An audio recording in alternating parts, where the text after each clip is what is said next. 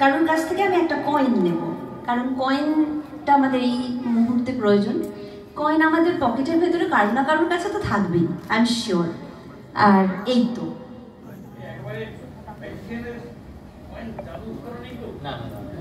না, সেটা তো আমরা চেক করব, তাই না? আমাদের প্রথা অনুযায়ী আমাদের সবসময় কিন্তু চেক করা হয়। এবং শুধু তাই নয়, আমি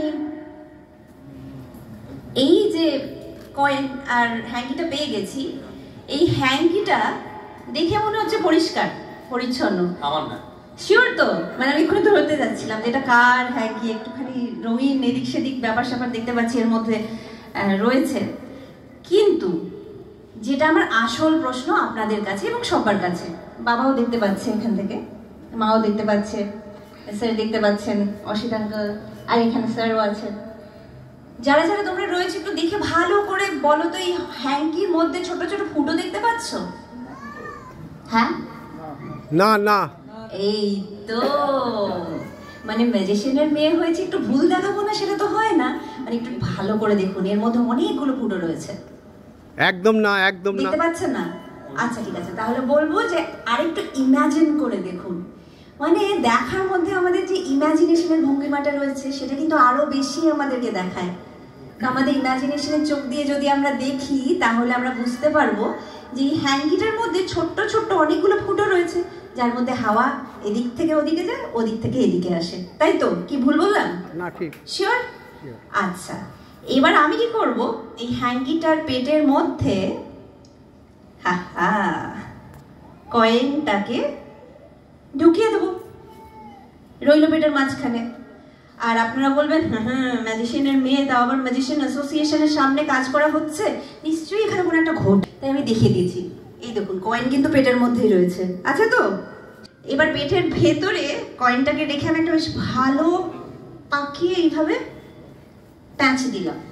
ঠিক আমাদের পেটের ভেতরে যখন আমরা খাবার ডাইজেস্ট করি, যেরকম ভাবে খাবারটা একেবারে ঢুকে যায়, আমরা জানি যে সেই খাবারটা আমাদের বডির নানা অংশে পৌঁছে যাবে। কিন্তু এখন আমাদের কাছে যে উপাদানটা রয়েছে সেটা হলো আমাদের ইমাজিনেশন এবং সেই ম্যাজিক মন্ত্র, যেটা আমরা সবাই মিলে একসাথে বলবো। কি বলবো? আমরা আমাদের মনের ইমাজিনেশনটাকে জাগিয়ে তুলবো, জাগিয়ে তুলে সেই ছোট্ট ছোট্ট হ্যাঙ্কির মধ্যে যে ফুটো, সেই ফুটোগুলোকে একত্রিত করে একেবারে মাঝখানটাতে হ্যাঙ্কির এখানে দিয়ে দেবো। তারপর বলবো সেই স্পেশাল ওয়ার্ডস। আপনারাও বলুন আমার সাথে, বলুন দেখি। অ্যাব্রাকাডাব্রা, গিলি গিলি গিলি, গিলি গিলি গিলি, হোকাস ফোকাস পোকাস, ফোকাস, ইন্দ্রজা ইন্দ্রজা, ফুস। ফুস। দেখা যাবে যে আপনাদের ইমাজিনেশনের জোরে, আপনাদের ভালোবাসার জোরে ঠিক হ্যাঙ্কির পেটের মাঝখানটাতে, আর একটু কেটে নিই, হ্যাঁ একদম মাঝখানটাতে কয়েনটা কিন্তু এই বেরিয়ে এসেছে। বাহ, দারুণ। কিন্তু আমরা যদি আবার সেই হ্যাঙ্কিটাকে ভালো করে দেখি, ফুটোটা কিন্তু আপনি দেখতে পারবেন না, সেটা কিন্তু শুধু আপনার মনের ভেতরে রয়েছে। এবং এটাই হলো সেই হ্যাঙ্কি আর কয়েনের ম্যাজিক, যেটা আমার স্যার আমাকে শিখিয়েছিলেন ছোট্টবেলায়, একদম ছোট্টবেলায়। এবং এইরকম ম্যাজিক আমাদের বাড়িতে সারাক্ষণ শেখানো হয়, আদান প্রদান হয়, নানা রকম আইডিয়াসের, নানা রকম কনসেপ্টের। এইরকম একটা সুন্দর পরিবেশ আমাকে ছোটবেলা থেকে গিফট করার জন্য আমি আমার বাবাকে থ্যাংক ইউ বলছি। কারণ আমাদেরকে আলাদা করে ম্যাজিক শিখতে হয়নি, আমাদের পরিবেশটাই ছিল ম্যাজিক্যাল।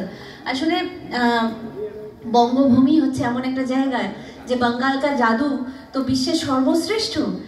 কি অপূর্ব সুন্দর জায়গা ভাবুন, না চাইলেও ম্যাজিক ঘটে। তাই সেই স্বপ্নে, সেই জাদুতে বিশ্বাস রাখুন। আর এই এমন একজন কিংবদন্তি মানুষ যিনি সত্যি পৃথিবীতে রামধনুর 6টা তুলে দেখিয়ে দিয়েছেন যে কিভাবে ভবিষ্যৎ দেখতে হয়, কিভাবে ম্যাজিক করতে হয়। তার আশীর্বাদ আমি চাই সবসময় আমার সাথে থাকুক এবং আমরা যেন ম্যাজিকের জগতে নতুন নতুন ডাইমেনশন খুঁজে পাই, একসাথে হাতে হাত মিলিয়ে। কি বলুন?